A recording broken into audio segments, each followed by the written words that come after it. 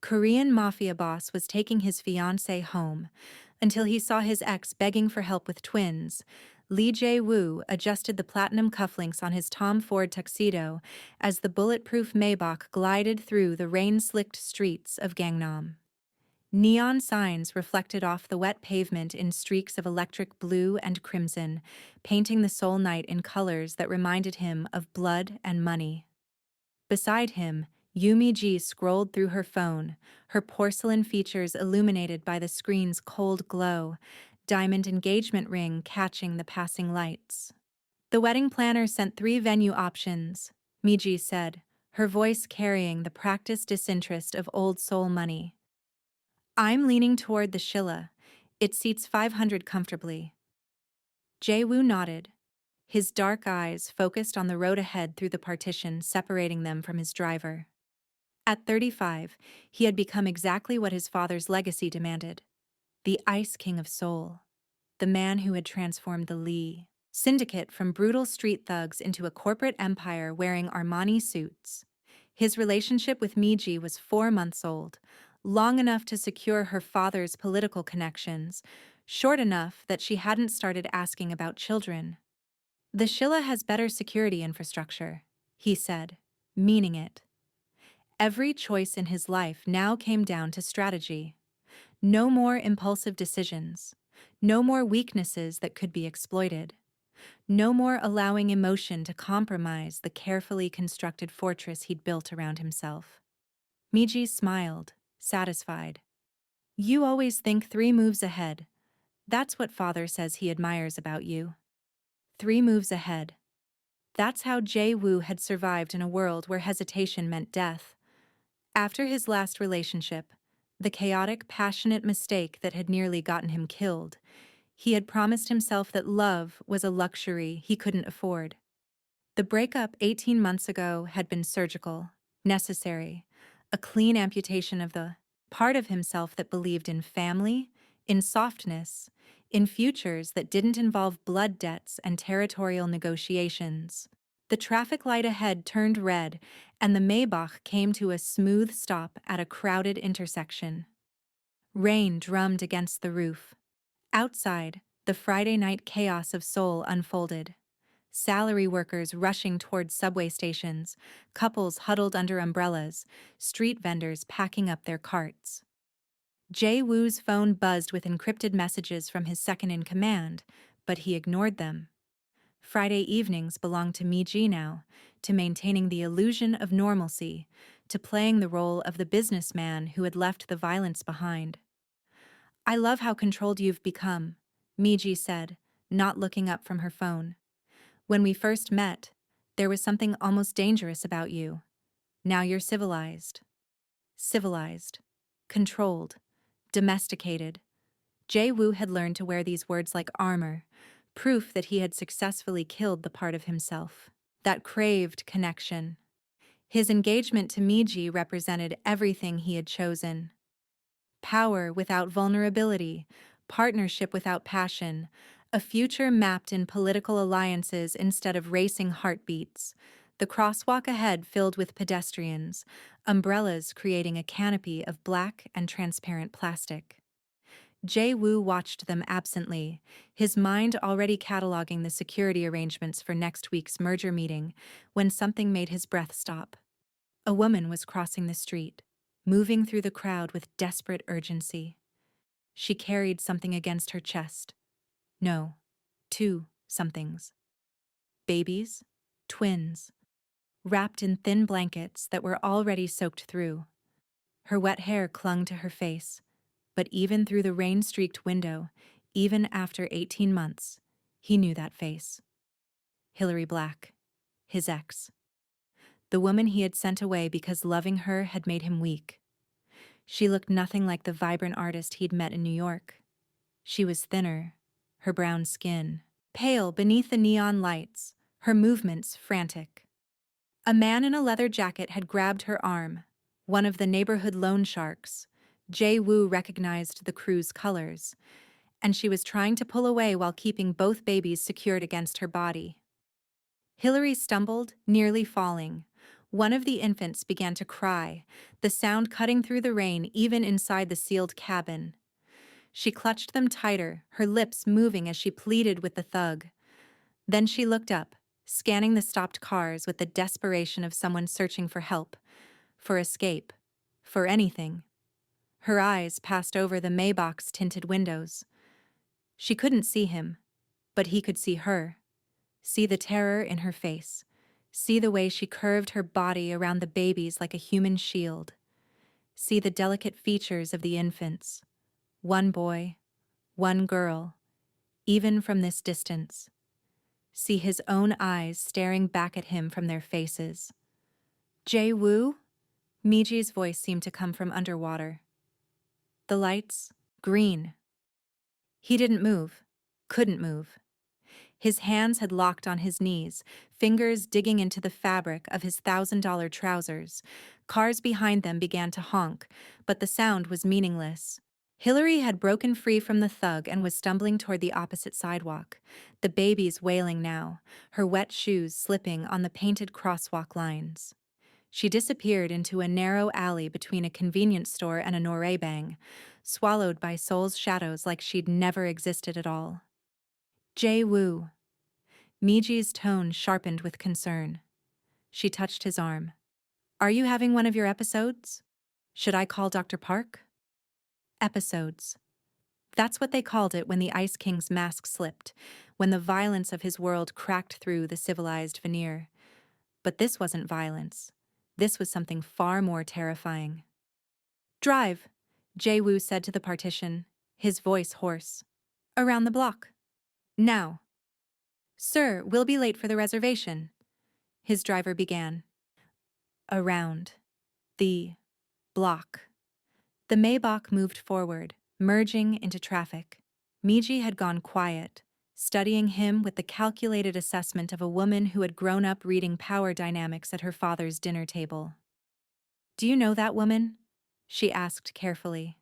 Jae-woo kept his eyes on the passing streets, searching the alleys, the doorways, the shadows between buildings. His mind was doing the mathematics that would destroy him. 18 months since the breakup. The twins looked about 4 months old. Which meant Hillary had been pregnant when he sent her away. When he told her his world was no place for softness, for children, for the kind of future she deserved. When he had been so certain that cutting her out of his life was the same as cutting out weakness. She had known. She had carried his children and never told him. Had raised them in poverty, hunted by the same loan sharks who answered to his lieutenants, living in the cracks of the city he controlled. And she had looked content despite the terror. Purposeful. Like someone who had found exactly what she was meant to be doing, even if it meant doing it alone. The Maybach completed the loop, returning to the intersection. The crosswalk was empty now. Hillary and the twins had vanished into Seoul's underbelly like ghosts. The restaurant has a 1-hour grace period, Miji said, her voice now edged with something harder. After that, we lose the table, and your reputation for reliability. Reputation, reliability, control. Jae-woo had built his entire empire on these principles, had sacrificed everything warm and human to maintain them. He looked at Miji, beautiful, ambitious, safe. She represented the future he had chosen, a future of calculated moves and strategic alliances and a heart that never broke because it never opened. So why did his chest feel like it was caving in? Why did the image of Hillary's terrified face, of those babies crying in the rain, of his children growing up, thinking their father had abandoned them, make his carefully constructed empire feel suddenly, devastatingly worthless? As the Maybach pulled away from the intersection, heading toward the restaurant where 500 of Seoul's elite would eventually celebrate his wedding, one question burned through Jae-woo's mind with the intensity of a blade. What kind of king abandons his own blood? And underneath that question, quieter but more dangerous, what if the greatest threat to his empire wasn't his enemies, but the man he'd become to defeat them? The Shilla Hotel's private dining room existed in a realm of hushed reverence, where crystal chandeliers cast amber light across tables set with silverware that cost more than most Seoul apartments. Jae-woo sat across from Mi-ji, watching her dissect a piece of Hanwoo beef with surgical precision, each cut measured and deliberate. She had changed into an ivory Chanel dress that made her look like an expensive doll, beautiful and untouchable. "Father wants to announce our wedding date at the shareholders' meeting," Mi-ji said, dabbing her lips with linen. "It will reinforce stability. Show the board that you're committed to building something legitimate." Legitimate. The word tasted like ash. Jae-woo lifted his wineglass, letting the Bordeaux coat his tongue, trying to drown the image of Hillary's rain-soaked face. But it clung to him like smoke, seeping into every breath. "The merger with the Busan ports goes through next month," he said, falling into the rhythm of their conversations. "Always business, always strategy, never touching anything that might bleed. Your father's political connections will expedite the permits." Mi-ji smiled, pleased. "See? We're perfect together. You provide the infrastructure, I provide the legitimacy. It's elegant, really. No messy expectations." No expectations. No demands for honesty or vulnerability, or the terrifying intimacy of being truly known. Their relationship was a corporate merger dressed in wedding white, each party bringing assets to the table while keeping their liabilities hidden in offshore accounts. "My mother asked if we're planning children," Mi-ji continued, her tone suggesting she was discussing furniture arrangements. "I told her maybe in 5 years, after we've established ourselves. You're comfortable with that timeline?" 5 years. 18 months ago, Hillary had asked him about children, her eyes full of hope and future, and he had shut her down with the efficiency of a man executing a business rival. He had told her his world devoured innocence, that bringing life into his empire was the same as signing a death warrant. He had been so certain he was protecting her. But she had been pregnant. Had known even as he pushed her away. And she had chosen to carry his children into a world that would hunt them, rather than burden him with the knowledge. "Jae-woo?" Mi-ji's perfectly shaped eyebrows lifted. "The children question." 5 years is acceptable," he heard himself say, the words automatic, meaningless.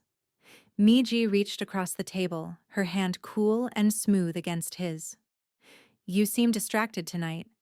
Is it the White Tiger situation? Father says they're posturing but won't actually move against you." The White Tiger clan, his rivals, the predators who would tear apart anyone connected to him if they sensed weakness. And now his children, his son and daughter, were wandering Seoul streets like wounded prey, marked by his blood, unprotected by his name. "Just business," Jae-woo said, extracting his hand to reach for his wine again. "Nothing that can't be managed." But across the table, Mi-ji's eyes had sharpened with something that might have been understanding or might have been calculation. In their world, the two were often indistinguishable. The memory ambushed him in the Maybach on the way back to his penthouse, triggered by the rain against the windows. New York rain had felt different, warmer, somehow, less like punishment. 3 years ago, he had been in Brooklyn for a weapons deal disguised as a tech investment, and Hillary had spilled coffee on his shirt in a Williamsburg cafe. She had looked horrified, apologizing in rapid English while dabbing at the stain with napkins, her natural hair pulled back in a colorful scarf, paint still smudged on her forearms. An artist. The kind of person who existed in a world so far removed from his that she might as well have been a different species. He should have walked away. Instead, he had laughed. Actually laughed, for the first time in years. "Let me buy you a new shirt," she had said, her brown eyes direct and unafraid. "I know a vintage place down the street. Unless you're one of those guys who only wears designer labels." He had been wearing a $1,500 Tom Ford shirt. He bought 6 vintage tees from her favorite thrift store that afternoon and never wore them. He kept them folded in his closet in Seoul like relics from a religion he no longer practiced. The affair had lasted 3 months. 3 months of stolen afternoons in her paint-splattered studio, of late nights wandering through Prospect Park, of her teaching him to see color and light instead of angles and exits. She had never asked what he did for money, had assumed he was just another tech investor with too much cash and not enough soul. He had let her believe it. "You're always so tense," she had whispered one night, her fingers tracing the scars on his ribs. Knife fights, bullet grazes, the topography of violence mapped across his skin. "Like you're waiting for something terrible to happen." "Just used to being careful," he had said, pulling her closer, breathing in the scent of her cocoa butter lotion and acrylic paint. In her arms, the careful architecture of his life had felt less like protection and more like a prison. But duty had called. His father's illness, the syndicate fracturing into civil war, enemies circling like sharks, scenting blood. He had returned to Seoul with promises to come back. Promises that crumbled under the weight of reality. When she followed him 6 months later, surprising him with a visit, he had already been drowning in his father's legacy, had already watched 3 of his men die in a territorial dispute. He had taken her to a hotel room and ended it with the clinical precision of a surgeon removing a tumor. Told her his world would destroy her, that loving him was suicide, that she deserved someone who could give her the normal life she wanted. She had cried. He had not, could not, had already started building the walls that would eventually make him the Ice King. She had left Seoul the next morning. He had convinced himself it was mercy. Now, staring at the rain, he wondered if mercy was just another word for cowardice. Park Min-suk arrived at Jae-woo's office at 3 in the morning, which meant the news was either catastrophic or confirmed. Jae-woo's right-hand man never disturbed the pre-dawn hours unless blood had been spilled or secrets unearthed. He dropped a manila folder on the desk with the weight of a death sentence. "You're not going to like this," Min-suk said, pouring himself whiskey without asking. In 20 years of service, he had earned that privilege. "But you need to see it." Jae-woo opened the folder. The DNA results sat on top, clinical and irrefutable. Probability of paternity, 99.97%. Below that, photographs taken with a telephoto lens. Hillary climbing the stairs to a basement apartment in Itaewon, the kind of place where cockroaches outnumbered residents. Hillary buying formula at a convenience store, counting coins. Hillary walking through rain without an umbrella because she couldn't carry one while holding 2 babies. The twins. Ji-hoon and Maya, according to Min-suk's notes. 4 months old. Healthy despite the circumstances, though the pediatric records showed Hillary had been skipping her own meals to afford their formula. "She's been here the whole time?" Jae-woo's voice came out strangled. "In Seoul?" "Flew back from New York 6 months pregnant, been living off the grid, working cash jobs, cleaning offices at night, translating documents during the day." Min-suk's jaw tightened. "She's good at being invisible, too good. Someone taught her how to disappear." Someone. Hillary had learned to move through Seoul like a ghost, avoiding the surveillance nets that monitored every corner of Jae-woo's territory.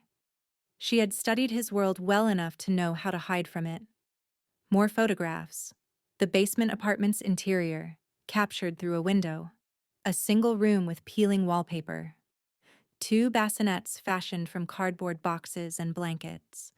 Hillary sleeping on a mat on the floor between them. One hand extended to touch each baby, even in sleep. Protecting them. Always protecting them. "The loan shark who grabbed her last night?" Min-suk continued. "Works for the Itaewon crew. They don't know who she is, just that she's behind on rent. But if they dig deeper, if they run her face through recognition software, they'll connect her to me."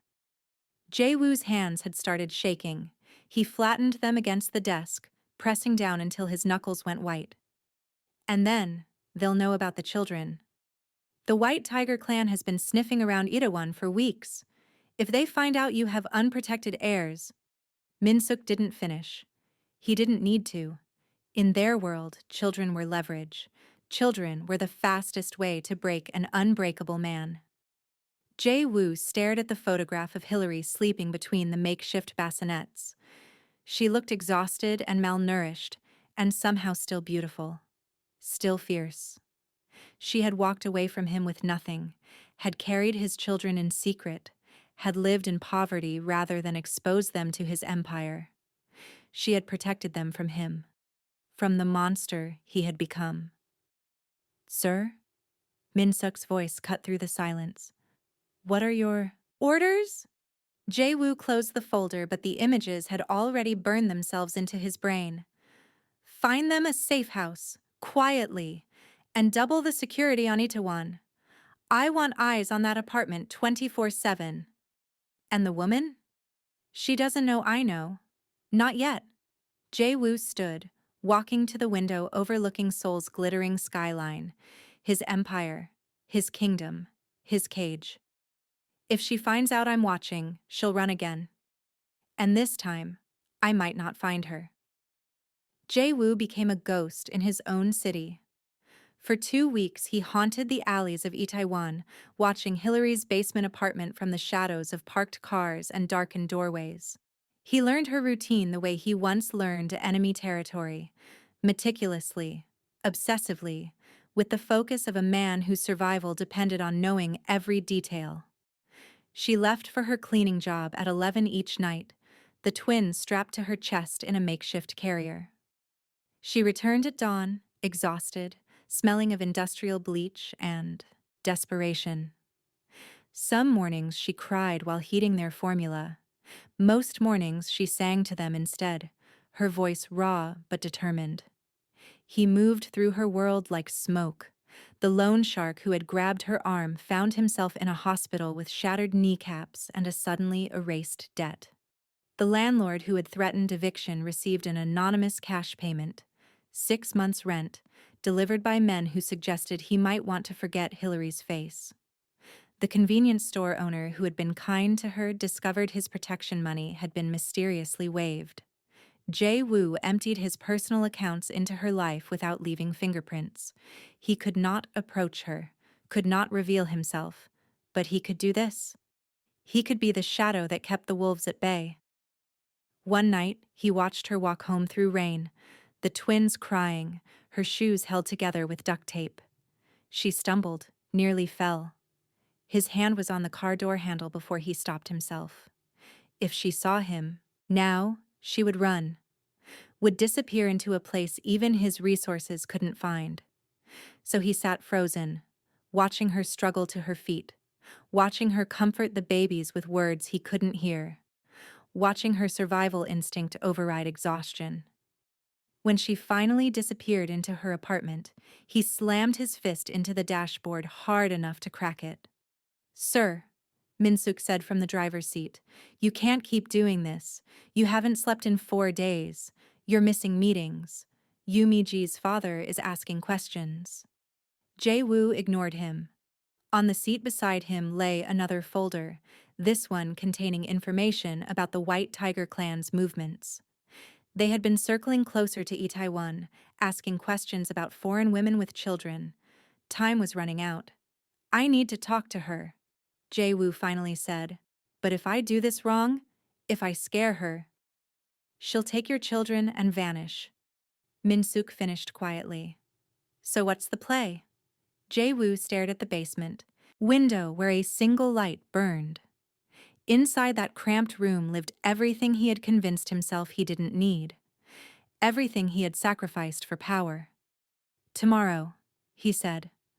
"I'll go to her tomorrow." But even as he said it, he knew tomorrow he would find another excuse to wait. Because facing Hillary meant facing the truth.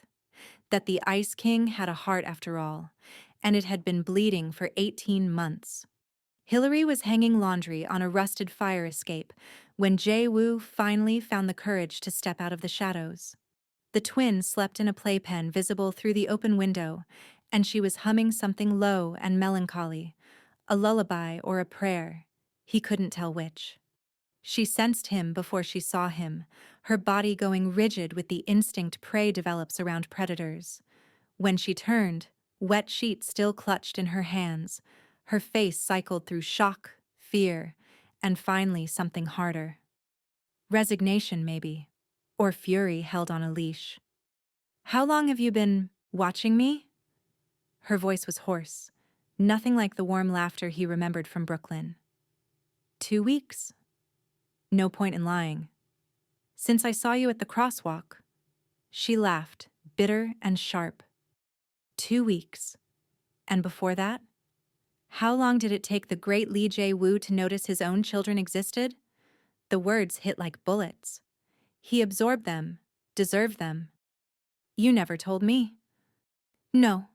She dropped the sheet, crossed her arms over her chest like armor. I didn't.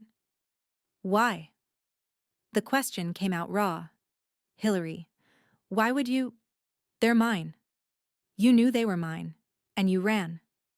I ran because they're yours. Her eyes blazed now, all the fear burned away by something stronger.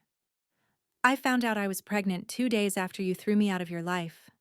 Told me your world was too dangerous, that I deserved better. All that noble bullshit. So I did the math, Jae-woo. I looked up Lee family history on the internet. Your father. Your uncles. The trail of bodies. She moved closer, each step, deliberate. I saw what your world does to children. They grow up as leverage or soldiers. They learn to kill before they learn to read. Your own brother died in a gang war when he was 16, didn't he? Shot in the head over territory. Jae-woo flinched. His brother's death was the wound that never healed, the reason he had become the Ice King, so no one could hurt him that deeply again. So yes, Hillary continued, her voice breaking now. I kept them secret, because I knew if you found out, you'd either have us killed to eliminate the weakness, or you'd drag them into your empire and turn my babies into monsters. I chose poverty over that. I chose roaches and debt collectors and formula I can barely afford, because at least this way they're human. At least this way they have a chance. She was crying now, silent tears cutting tracks through the exhaustion on her face. I'm not raising weapons, Jae-woo. I'm raising children, and your world doesn't know the difference. The truth of it shattered something in his chest. She was right. She had always been right. His empire devoured innocence and called it legacy. What if I could be different? The words escaped before he could stop them. What if I could change? Hillary stared at him like he'd spoken a foreign language. Men like you don't change. They just find new ways to justify the damage. Hillary didn't invite him inside. She blocked the doorway like a sentinel. But then Ji-hoon began to cry, a thin, desperate wail that cut through the tension. She hesitated, maternal instinct warring with self-preservation, and finally stepped aside. The basement apartment was worse than the photographs suggested. Water stains bloomed across the ceiling. The air smelled of mildew and baby formula. But she had tried to make it warm. Children's books stacked neatly on a crate, a mobile made from origami cranes hanging above the playpen, drawings taped to the walls. Her art, reduced to decoration in a prison. Hillary lifted Ji-hoon, bouncing him gently, but he wouldn't settle. Maya woke next, her cries joining her brother's in a chorus of infant distress. Hillary looked exhausted beyond words, swaying on her feet. When did you last sleep? Jae-woo asked. I don't remember. She tried to soothe both babies at once, but her hands were shaking. They've been fussy all week.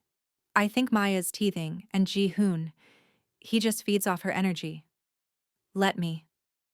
The words came out before thought could intervene. Hillary stared at him. You don't know how? Then show me. Something in his voice must have convinced her, or maybe she was simply too tired to fight. She placed Ji-hoon in his arms with the careful instruction of someone transferring explosives. Support his head. Keep him against your chest.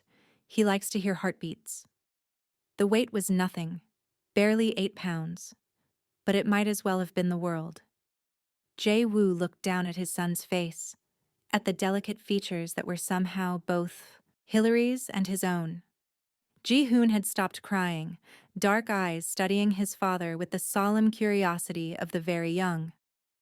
"Hi," Jae-woo whispered, the word cracking. I'm your father." Hillary sat on the floor mat with Maya, watching him with an expression he couldn't read. "You're also a crime lord who's engaged to someone else. Don't forget that part." But Jae-woo wasn't listening. Ji-hoon had wrapped tiny fingers around his thumb with a grip that felt absurdly strong, and something in Jae-woo's chest was breaking open, not shattering, but blooming, like ice cracking under spring sun.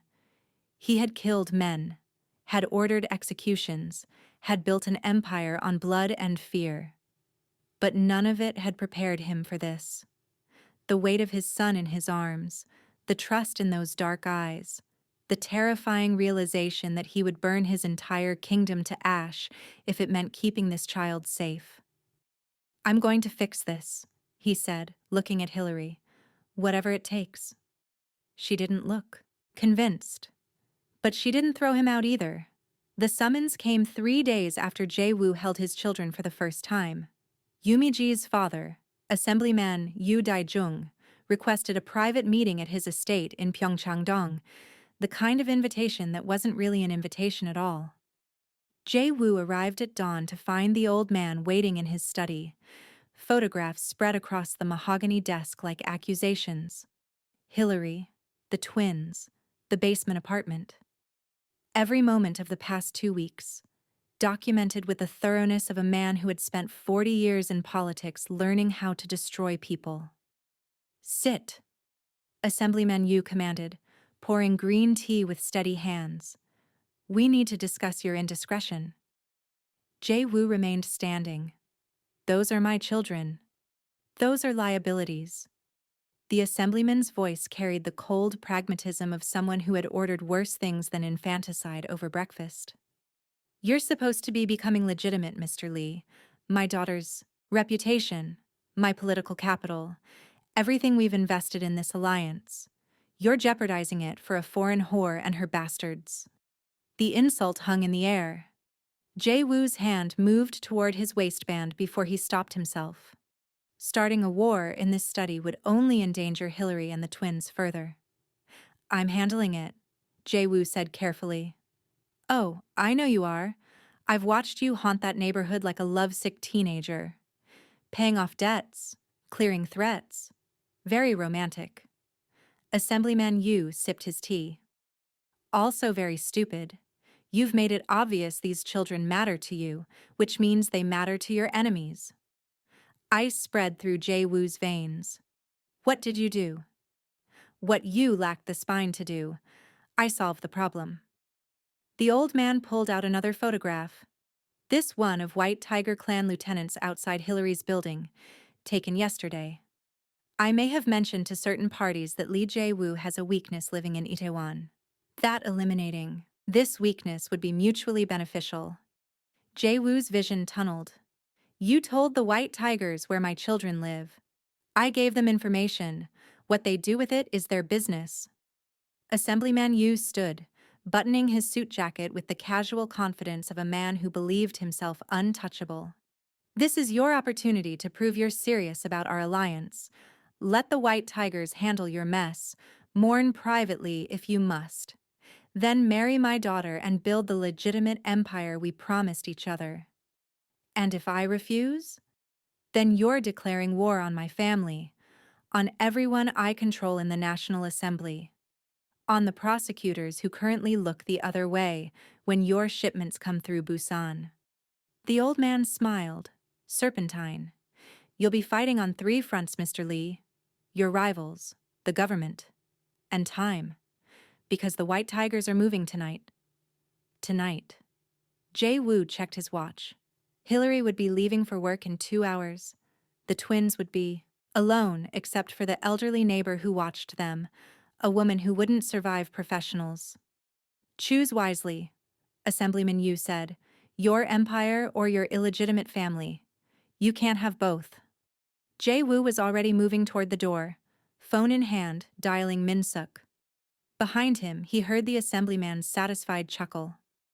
That's what I thought, the old man said. So predictable. So weak. But Jae-woo was done being the Ice King. His children needed a father, not a throne. Min-suk had the car waiting when Jae-woo burst from the Yu estate, tires screaming as they tore through Pyeongchang-dong toward Itaewon. Jae-woo made calls while they drove, pulling every loyal soldier, every debt owed, every favor he'd banked in 20 years of careful relationship management. Some would come, others would smell blood in the water and choose the winning side. The winning side wouldn't be his. Not anymore. They were 10 minutes out when Jae-woo's phone lit up with the security feed. From Hillary's building. 6 white tiger soldiers entering through the back. Professional. Armed. Moving with the efficiency of men who killed for a living. Faster, Jae-woo growled. I'm already doing 90 in a 40 zone. Min-suk shot back, but he pushed the accelerator anyway. They were 5 minutes out when smoke began rising from the Itaewon block, visible even from the highway. The white tigers weren't being subtle. Fire was their signature. It destroyed evidence, created chaos, and sent a message written in ash. Jae-woo's phone rang. Hillary. Her voice came through, broken by screams and crackling flames. They're in the building. Jae-woo, they set it on fire. I can't get to the fire escape. The hallway's blocked. Where are you? He was already out of the car before Min-suk fully stopped, sprinting toward the burning building while his right-hand man shouted coordinates to their backup. Bathroom. I locked us in the bathroom, but the smoke. She dissolved into coughing. Behind her, the twins were shrieking, primal infant terror that cut through phone static. Stay low. Wet towels under the door. I'm coming. The building's entrance was an inferno. Jae-woo didn't hesitate. He pulled his jacket over his head and ran into the flames like a man who had finally found something worth dying for. The heat was apocalyptic. Smoke turned the hallway into a hellscape where every breath felt like swallowing glass. He found 2 white tiger soldiers guarding the basement stairs. They turned, surprised to see him, weapons rising. Jae-woo didn't give them time to think. He moved like the killer he'd been before the throne, before the empire, when survival meant being faster and more vicious than everyone else. The first man went down with a crushed windpipe. The second took 3 bullets from the gun Jae-woo ripped from his partner's hands. The basement door was engulfed. Jae-woo kicked through it, wood splintering, flames licking at his clothes. Hillary's apartment door hung open, already burning. He found the bathroom by sound. The twins crying, Hillary's voice singing through smoke and terror. Some lullaby turned prayer. Hillary! He slammed against the door. Open up! The lock clicked. The door opened. And there they were. Hillary with both babies clutched against her chest, all 3 blackened by smoke, alive but barely. Hillary's eyes widened when she saw him, standing in a hallway of fire like some demon or angel. She couldn't tell which. I've got you, he said, and meant it with every ruined part of himself. I've got all of you. The sand was warm beneath Jae-woo's bare feet as he chased Ji-hoon across the Jeju beach, his son's laughter cutting through the sound of waves. Maya sat on a blanket with Hillary, building something that might have been a sandcastle or possibly a spaceship. At 2.5, her architectural vision exceeded her engineering capabilities. Appa, look! Ji-hoon held up a shell, his Korean still, mixed with English words, a beautiful hybrid of his parents' worlds. For Maya, it's perfect, Jae-woo said, kneeling to examine the treasure with appropriate reverence. She'll love it. 2 years ago, he had carried his family out of that burning building and directly into a war. Assemblyman Yu had made good on his threats. Prosecutors, rivals, former allies, all circling like sharks. Jae-woo had fought back just long enough to secure his exit, transferring control of the legitimate businesses to Min-suk and letting the criminal empire collapse under its own weight. He had chosen survival over legacy, had chosen these small hands reaching for shells over Seoul's neon throne. The first year had been brutal. Living in safe houses, always moving, Min-suk calling with news of territory lost, soldiers defecting, the Yu family's vendetta spreading like poison. Hillary had stayed through all of it, though he'd given her every opportunity to run. She had looked at him one night in a dingy hotel room and said, "You think I survived 18 months alone with twins because I'm weak? I'm here because I choose to be." They had married quietly 6 months ago, on this same beach, with only Min-suk and the twins as witnesses. No syndicate, no politics, just vows spoken in sunset light. Now Hillary walked toward them, Maya on her hip, both wearing matching sundresses that Jae-woo had picked out himself. He'd become the kind of man who noticed things like his daughter's favorite color, who knew which lullabies worked best at 3 a.m., who had learned to braid hair through YouTube tutorials. "Someone's been asking for you," Hillary said, transferring Maya into his arms. Their daughter immediately grabbed his face with sandy hands, pressing a wet kiss to his cheek. "Appa home," Maya declared, as if he'd been gone for years instead of 20 feet. "Always," Jae-woo promised, holding both children now, Hillary's arms wrapping around all three of them. In Seoul, the White Tiger clan had claimed his territory. The Yu family had spread rumors that he'd fled in disgrace. Former subordinates called him weak, broken, finished. They were right about one thing. The Lee Jae-woo who had been the Ice King was dead. He had burned in that Itaewon building, sacrificed on the altar of his children's laughter. But the man who remained, the father teaching his son about shells, the husband who still looked at his wife like she hung the moon, the human being who had traded empire for love, that man was stronger than any throne could make him. Ji-hoon tugged his hand. "Appa? Swim?"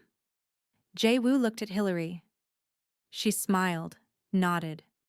He scooped up both twins and ran toward the waves, their squeals of delight the only legacy that mattered anymore.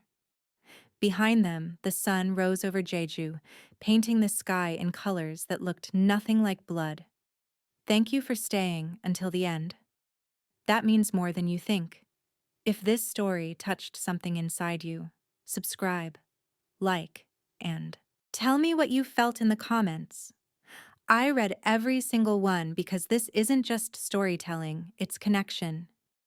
And if you're ready for the next journey, don't wander too far. The next story is already waiting in the dark,